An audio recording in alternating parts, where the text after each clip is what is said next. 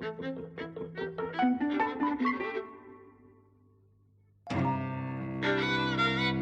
and welcome to Eavesdropping at the Movies. I'm Mike. And I'm Jose. And today we've been to see Godzilla Minus One. Yes. A title which is not explained in the film. I was hoping it would be. The director, Takashi Yamazaki, has explained it, saying that it's to do with... The film is set in post-World War II Japan, and it's desolate. No one has anything. Japan's lost everything. People are riddled with their memories and regrets from the war and that sort of thing, and all the people they've lost. And the title Minus One is supposed to evoke the feeling that no, you can't get any lower than this. Oh, right. Japan can't be any lower. And then on top of all that, fucking Godzilla attacks. So you can get lower. So I mean, I was confused by this slightly because the other day, or just recently, on Twitter, I saw a trailer for Godzilla X Kong, which is going to be the new Legendary Pictures MonsterVerse Godzilla film. Right. We've seen a couple of those on the podcast. It'll be the fifth. And because this, Godzilla doesn't ever look too different between his various incarnations. And I just had I didn't internalize that the title of that film was different to the title of this film. So I was like, let's see the new Godzilla film. Which is why I was confused when they weren't showing this in the IMAX screen. Because I was like, surely the big blockbuster Godzilla film will be. But no, this is a Japanese-produced film, as you were pointing out just now on Wikipedia. It says this is the 37th film in the Godzilla franchise. Yeah, which is amazing. ridiculous. So Godzilla started in 1954. It's had various incarnations, various series. It's been run by various companies. And this is different to the current American series. And it's been rebooted in Japan. And the budget for this is reported as being lower than $15 million because someone asked the director, didn't this cost $15 million? And he said, I wish it had been $15 million. Right. So who knows how much it's actually cost. Right. But I mean, all the money is on screen and then some. It looks fantastic. Yeah, it's really amazing what you can do on a lower budget. And actually, I mean, this has been... I don't know, something I've been observing quite a lot recently, because since CGI renders lots of different things visually accessible, you get a lot of otherwise small national film industries that now create these genre films that rely on special effects that had previously been accessible only to Hollywood. So actually what you have now, and this is a good example of this, is, these films from small countries like Japan, right, that are now circulating. It's small, it's relative. Japan's huge. It's got a bigger economy than the UK. It's massive. I mean, what are you finding as small in terms of film industry? Japanese cinema is entirely reliant on its own population, right. Largely, okay. Right? The whole film industry. And I don't know what the population is, but 80 million or something? Something like that, yeah. Yeah, that's a small film industry. I mean, okay. Kind of India makes films for billions of people. Hollywood makes films for billions of people. China makes films for billions of people. Okay. Yeah, you're talking here about a small industry. And I'm now these films can circulate internationally, and they look just as good as kind of, anything that Hollywood does, really. Yeah, it looks great. It's interesting. So, I don't know if I mentioned the director's name, Takashi Yamazaki, who is a bit of a name in Japan, although this is the first I've heard of him. This is Wikipedia. Yamazaki is considered a leading filmmaker in the Japanese film industry. He's received 6 Japanese Academy Awards, many other things, and I think he considers this a kind of culmination of his sort of cinematic career. Although I'm sure he will continue to I mean, there's room open for a sequel at the end of this, obviously. Yeah, this was such fun. And I think it's interesting. I was kind of thinking about Barbie and Oppenheimer and how one of the reasons that became such a big deal in the summer was that it was kind of offering a slightly different or unconventional or offbeat experience to people, which was kind of their own creation. The films weren't, remarkable in not themselves. I think they were. Well, not remarkable in terms of being weird and different, but it was the audience's combination of them and the imagination of the public said this is going to be different and special and made them into something. And I kind of think that this also offers something to a Western audience that is looking for something slightly different. Well, I mean, for me, what's different in a way is it looks smashing. It's emotionally involving in quite a crude way. Yeah, like it's a very cliche-ish, but effective emotional pull that it offers. And it's also a commentary on society, and the past and the present, really, kind of the whole story revolves around a man who didn't do his duty, who feels guilty to be alive, yeah, who starts with -1, but thinks that he's actually owed nothing, that he doesn't deserve anything, right? Yeah, and it's about kind of overcoming, those personal kind of traumas and forging a future, imagining a future, thinking of the future as something that is possible for him, right? So, and that strand of the story has both, a societal kind of dimension and an individual one. I think you're right that the storytelling is, what's the word you use? Crude. I mean, I would say it's simple. It's interesting. It doesn't overburden itself with. This is one of the things I was thinking about actually when I was thinking about Western blockbusters and the kind of state of those over the last 10, 15 years, the Marvel era, is the abundance of lore. And you're also getting this in the MonsterVerse films because they're building a universe of their own, and it's the history of Godzilla and the blood feud with King Kong and all this kind of shit. And this film doesn't overburden itself with that kind of detail. It doesn't have any of it. In fact, when it comes to Godzilla himself, we don't even get, when you have the scientist character who is offering explanations of what Godzilla might do and why he's planned, why he's made this plan this way. You're kind of going, he's not even relating it to, well, animals behave like this, and this is kind of an animal, so maybe we can use our knowledge of.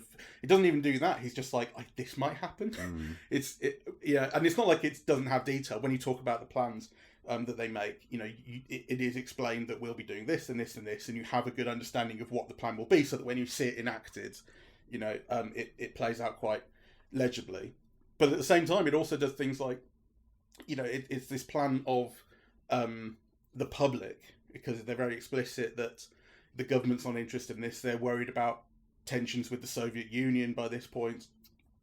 So the government's not going to help us. No one's going to help us. We have to do it ourselves. But at the same time, they're able to liberate 4 giant gunships, a plane, bombs, and it's like they can just get them. And it happens quite easily. I think there's a different. So there are several strands there. First of all, I mean, it's the United States who doesn't want to get involved, right? And there's all those images of McCarthy and so on, right?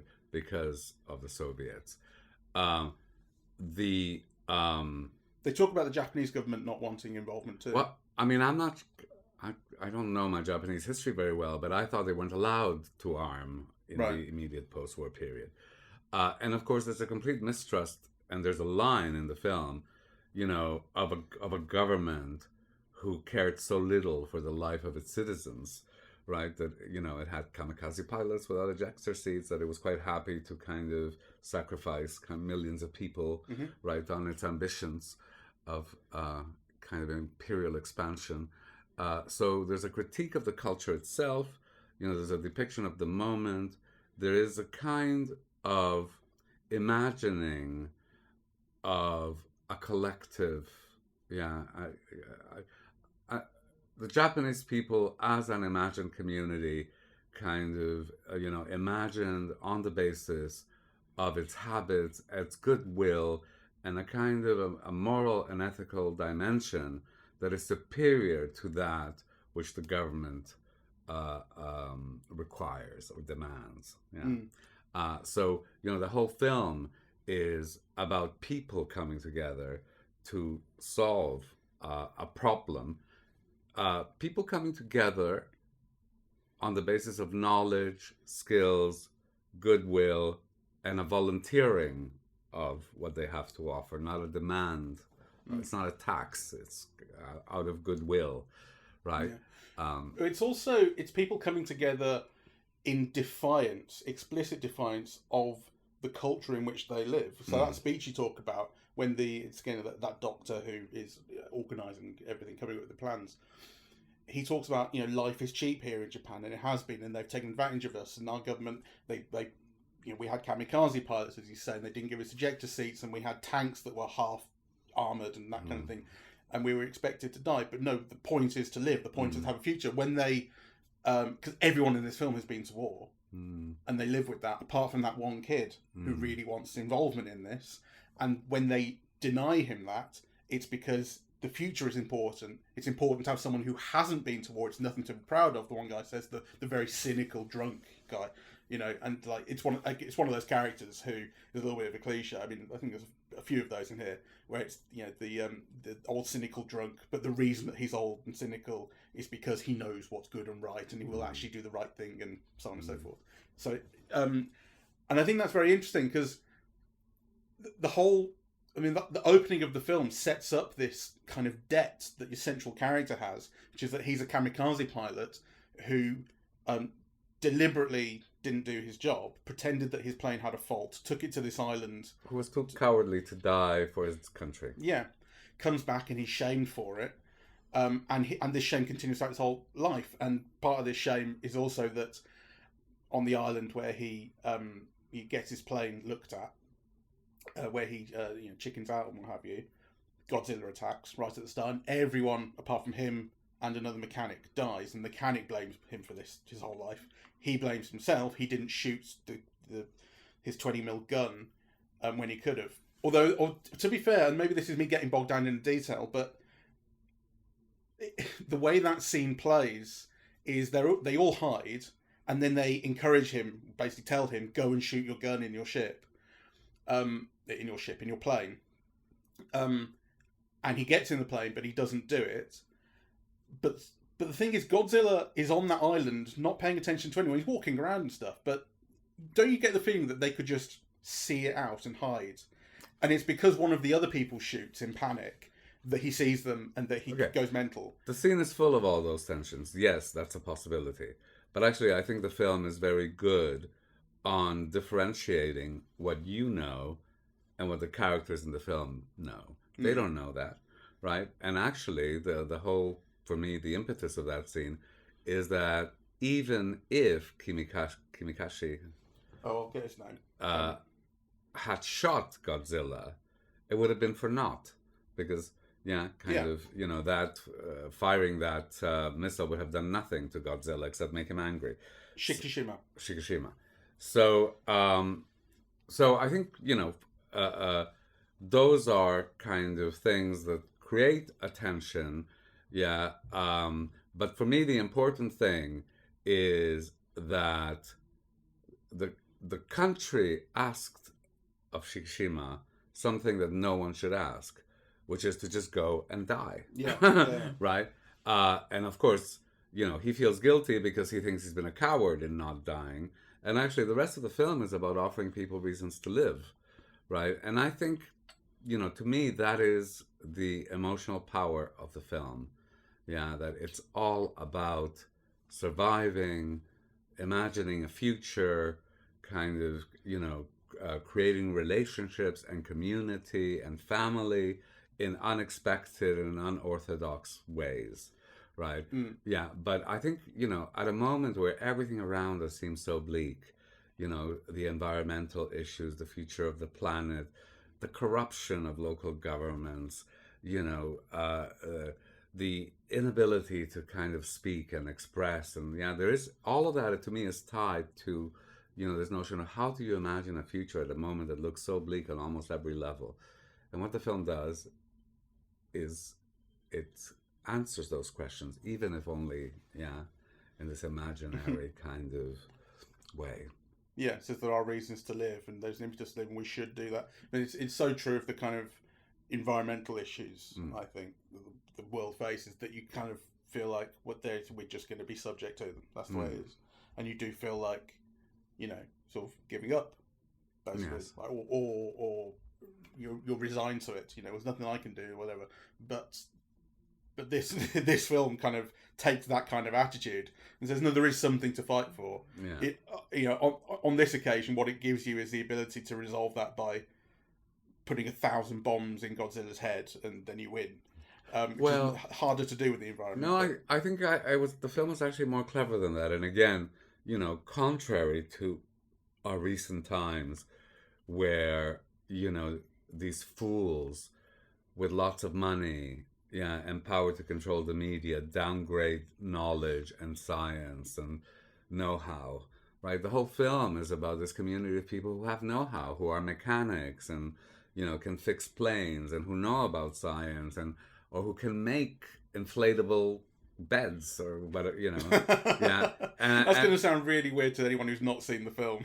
yeah, and who figure out a way or who create a plan that's based on knowledge and intuition and so on about how to defeat this monster that they know so little about. Yeah. Right. So again, for me, I would say that part of the film's success is on calling on all of these things that are actually so contrary to the thinking or the culture or the ethos or the zeitgeist of recent times, yeah, and offering kind of possibilities for the future in a way, and maybe this is what we should talk about next, that is very visually inventive and exciting to watch. Go on then. Well, I was kind of thrilled at the very beginning when you see the monster, and it became immediately evident to me that this is a filmmaker, right? Mm-hmm. Because you're seeing Godzilla squash people, right? And kind of you sometimes see the monster coming from below, or sometimes actually it's his face coming down on the people, right? And each of those is like kind of just thrilling. It's like the camera seems to be coming from the top of the screen, the bottom of the screen, the sides. Yeah, it's kind of somebody who knows about kind of cinematic space and how to get the best effect out of each angle. Yeah, I tend to agree with that. I was interested that there was so little music during so much of the film, not just the action scenes. It tends to come in towards the end of action scenes to build up a kind of a climactic moment or what have you. But for a lot of the time, it's not doing it with any music. And there's a kind of I want to say without sounding too critical, but there's a kind of similitude to the film's aesthetic sort of schema, I think. So I mean, what you're saying about the kind of variety of camera angles and ways in which Godzilla is shown is true, but there's also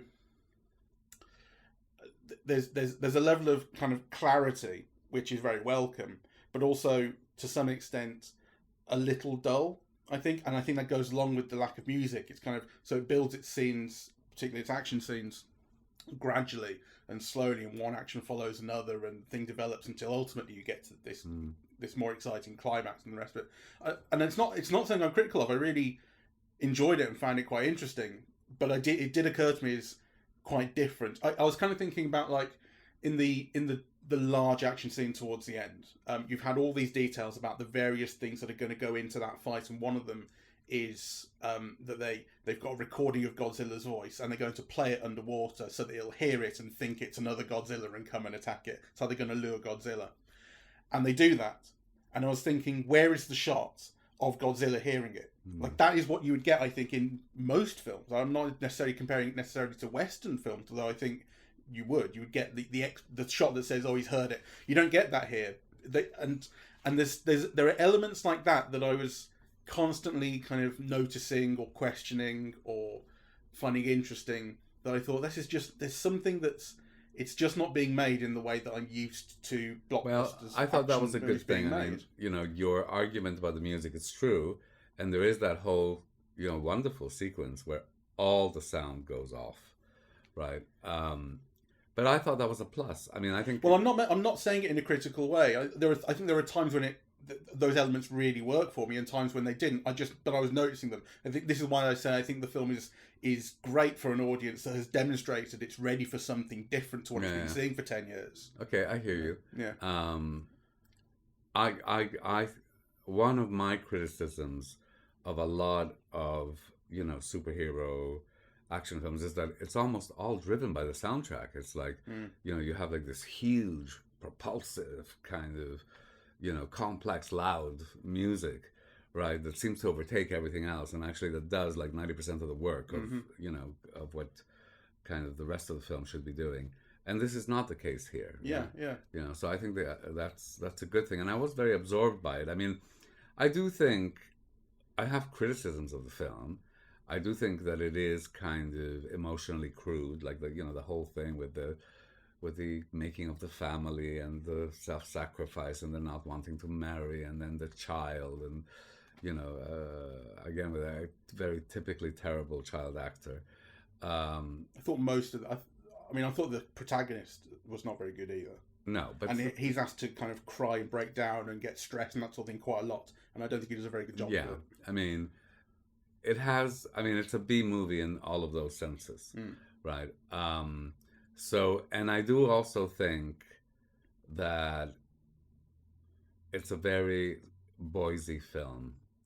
Yeah. Not a lot for the women here. Yeah, I mean, it's a very stereotypical kind of woman, in many ways also very stereotypical kind of depiction of women, right? Okay, so she goes to get a job, but that's about the feminism of the film, that she's willing to get a job that's not being a sex worker, right? So, but I also liked all those interactions between the men and the camaraderie and the jokes and the kind of Hoxian kind of element to it. So I think it's interesting. The main character, I kind of thought this. I was talking about this at one point. Even though the film is set in 1945 in the post-war period, he's basically a millennial, right? He doesn't like his responsibilities. He doesn't recognise them. I mean, at one point he even says so. One thing that we haven't been explicit about is that when he returns home to a city that's been bombed and no family because they're dead, and almost everyone's dead, and a neighbour hates him. Because he should have died. Because he should have died. Kamikaze pilot. So what's he doing alive? He then is basically given a child by someone who's on the run. This is this woman, and then they end up forming this family because they don't have anyone else. It's not her child either. It's from a friend or an aunt or something like that. It's a child whose parents were killed. Yeah, that's all. So they end up forming this kind of ersatz family, but they never. Ersatz is the wrong word. What's the word then? Ad hoc family. Well, it's enforced by circumstance and a non-traditional family, because ersatz means that it's not real. Yeah, that it's a fake family. But here's what I'm getting to as well. Is you've also got this thing about not making it kind of official, quote unquote. This thing about getting married, and I think the film, when the film ends up with they love each other, and the reason that he didn't marry her was because he was still fighting his personal war. Yeah. I kind of thought I could see it was going here, but did it feel explicit enough early on? You get these lines where she says, one particular part where she says, "If I don't," this is when she gets the job. "If I don't stand up on my own 2 feet and leave you, you'll never get a wife." And you kind of feel like, there's intention behind that she. But has that been there throughout? You haven't seen them falling for each other in any way, and refusing to get married because of X, Y, Z. Even though you see them in a relationship over various years. I mean, I thought, frankly, it couldn't be clearer, but you're right that the film doesn't tell you. It's just the situation itself that tells you. Yeah, the fact that they are still raising this child together. Yeah, sure. That they're living together. But you also get this thing where at dinner with his new workmates, the guys clearing the mines from the sea, they come around for dinner, and in front of them, he tells this kid, "I'm not your daddy. Stop calling me daddy." Yes. And it's like, fucking hell, that's really harsh. Like I mean, and this is what I'm thinking. Like, this is so explicit that this guy is refuses to take these responsibilities and this is saying that. Well, it's not actually. Again, I'm not sure I agree with that, because the thing is, he does take on all of those responsibilities. I mean, nothing is obliging him to be with this woman. No. To give her the money, to look after this child. Yeah. So, I mean.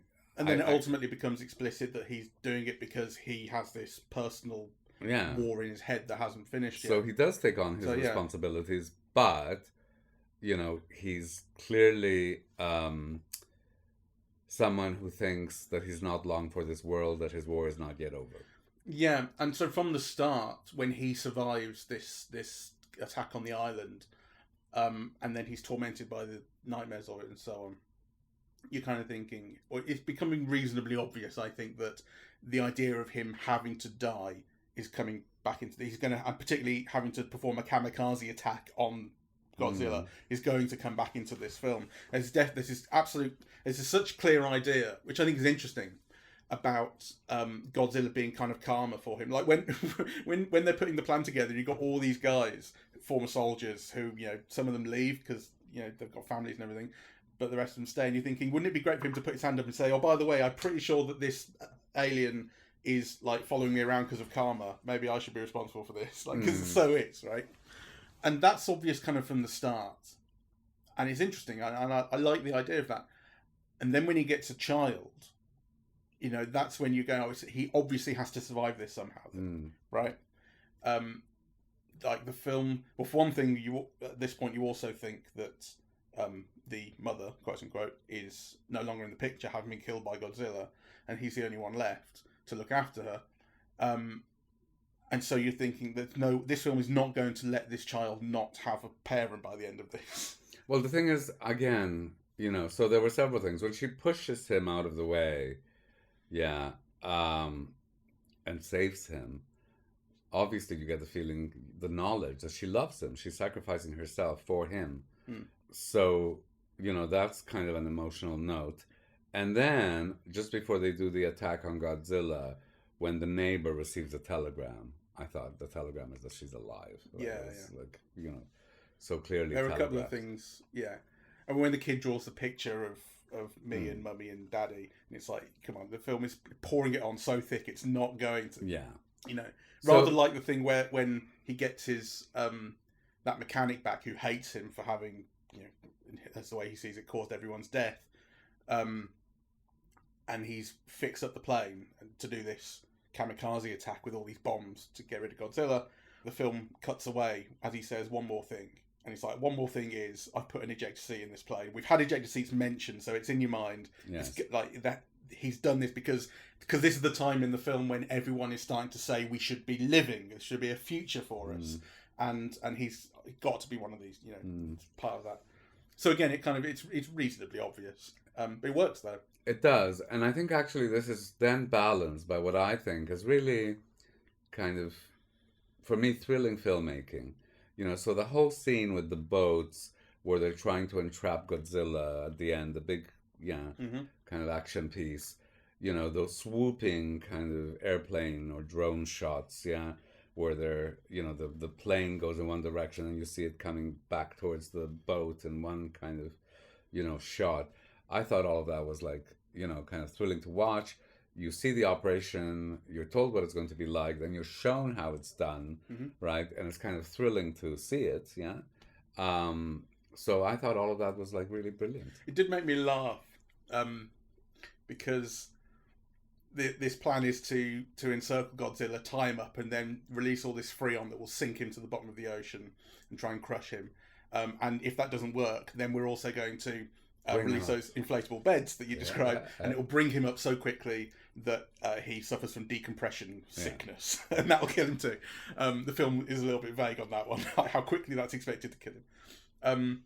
But obviously, you know, it goes exactly the way you expect, and the way the film is described. He sinks to the bottom of the sea. He's brought back up. He looks lovely in what appears to be a kind of tutu. But I was thinking, like, you know, that thing of, which they also say at the start of this, if you shoot him, you'll just make him angry. I thought, like, they're just confusing him at this point. Like, it just looks like, what are they doing? They're sinking me, bringing me back up. That really made me laugh. There were one or two things that I thought I had a real giggle with. Wow. That's kind of dumb. I mean, Godzilla is always kind of dumb. You know, he's a big old, you know, sort of... But actually, the interesting thing about it is that it's always kind of dumb, and it's always a little bit crude, and yet it's also, you know, quite deep and quite sophisticated. Right, it's the combination of those things, because of course, you know, the monster has become a whole set of different allegories about, you know, the nation, the world, nuclear war, the state of Japan, Japanese society, like kind of, you know, so all of these things are read through this allegory, or the, you know, this figure of the monster, right? And I think actually it's part of the potency of this film is the combination of that, of the filmmaking nous, and, you know, the visual most of the film. I mean, I love the way that sometimes you just see Godzilla's foot, and sometimes you see it in action. Obviously, the animation is so good, and they refer you to what must have been like historic Tokyo landmarks, right? Like the beloved Tokyo Theater, whatever it was called. That was another bit where I laughed, where you've got these news guys reporting from the top of a building while Godzilla is feet away from them, destroying stuff, and the guy's like, "He's coming towards us. It's terribly dangerous." Yes. He's like, "Fucking run!" Yes, I loved all of that.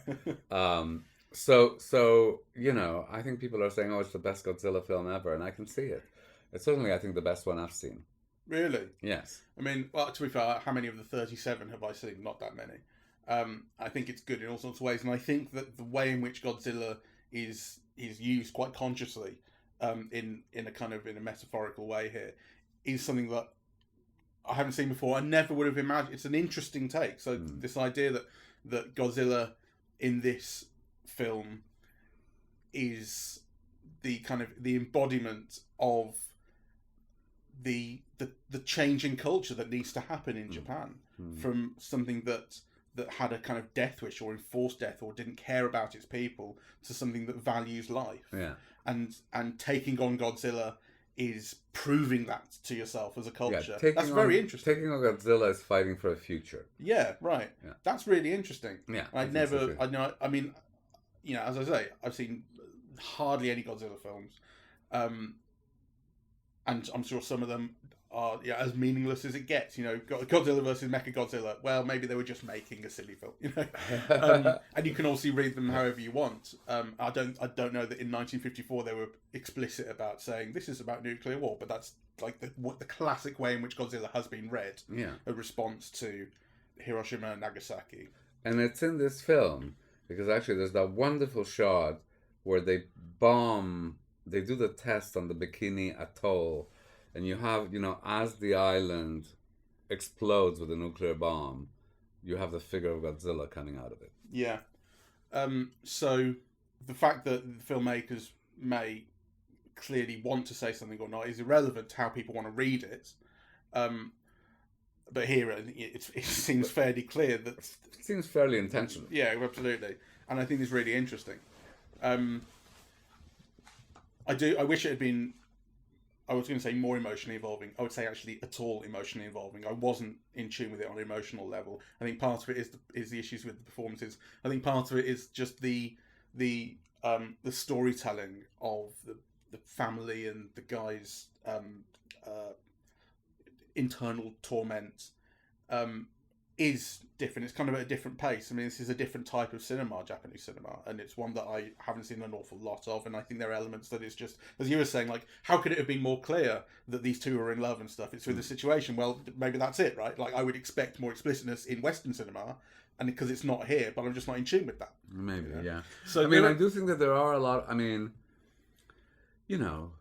I always feel with these Japanese Godzilla films that there are things that you just don't have access to, right? So, when Godzilla is rampaging through Tokyo, I mean, if it were rampaging through Birmingham, and if it sat on the rotunda, it would have a particular meaning to us. Whereas, for someone else, it might just be like a round building, right? So I'm sure that there's a lot of things like that in this film that, some buildings are iconic and people attach meaning, can get meaning from them, and the destruction of some things becomes more emotionally vibrant than the destruction of something else, right? And that you don't have access to because I don't know the geography of Tokyo now, much less then, right? So I always kind of just accept that there are some things that are not aimed at me and that I won't get unless you do some research on it. But that said, I think the film worked on me on all other kinds of levels, really. I kind of, even the cheesiness of the non-nuclear family thing, it did kind of, I was touched at moments, and at moments, like you say, the acting is just so terrible that the moment itself gets ruined. Like, when he goes to the hospital and finds her, right? And he has that breakdown, and you just think, oh my God, get an actor. But it worked, and I'm very glad I saw it.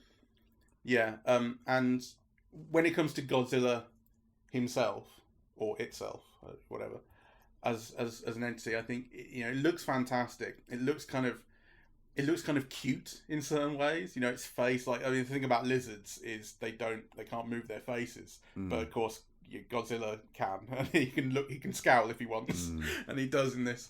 And I really enjoys the way in which his atomic breath, or here they call it his heat ray, is used. Yes. So and actually this is something that you get in the trailer for Godzilla X Kong, which is yet to come out, is this shot of the camera moves up its back as its plates light up.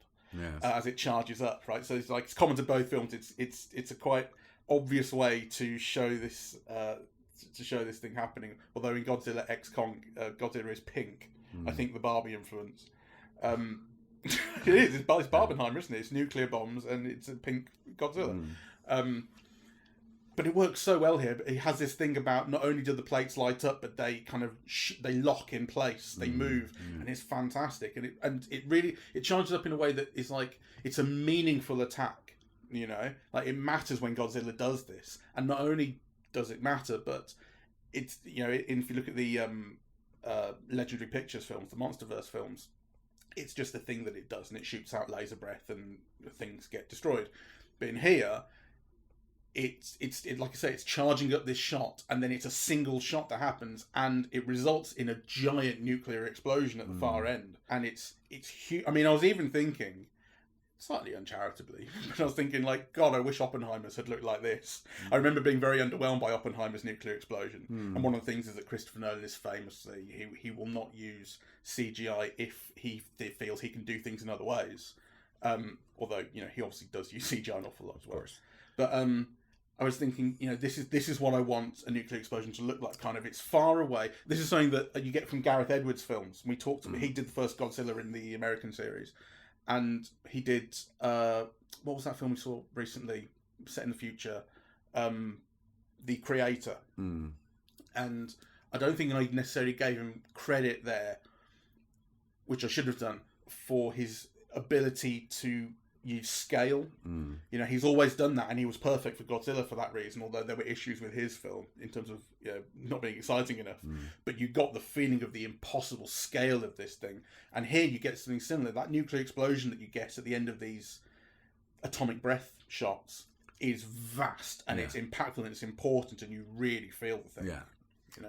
I also like the progression of the monster, because actually after every attack he obviously gets stronger, right? Which is, again, in this particular film, you're not told that, but you see it, right? Because, every time he's reconstituted, like he's more scaly, more rocky. Those gills or whatever it is at the back that come out just before he shoots that breath become bigger, right? So and then when he comes up after having been sunk and brought back up from the bottom of the ocean, he's really kind of, it looks like he's got vitiligo or something, like this skin plate coming off, whatever it is, scales, and he's got these kind of light patches of skin underneath, and you really get this interesting feeling of how he's been damaged, but not quite damaged enough, because you still need to fly a plane into his mouth. So I thought that was really interesting, and I think, as you say, I think some of the things where I was not quite in tune with the film probably do come down to the film is being explicit about things, but it's being explicit about things in a way that I'm not used to a film being explicit about things. It's showing me things in a different way that are nonetheless quite obvious to an audience that is in tune with how to read this type of film. I mean, I really like the international circulation of films that are clearly aimed at a national audience, right? So, I mean, I think this was the #1 film in Japan, like 3 weeks in a row. It's obviously, a huge success in its own country.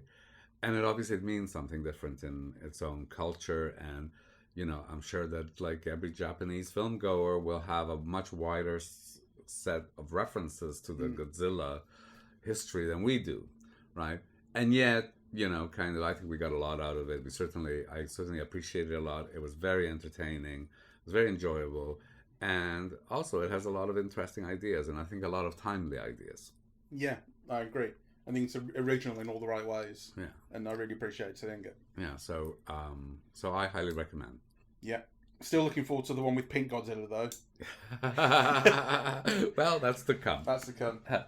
All right. Well, thank you all very much for listening. We're eavesdropping at the movies, and we are on Apple Podcasts, Audible, Google Podcasts, Spotify, SoundCloud, and YouTube. On social media, we're on Facebook and Twitter at Eavesdrop Movies, and Blue Sky, eavesdropping.bsky.social. And the website is eavesdroppingatthemovies.com. Thank you very much. Bye-bye.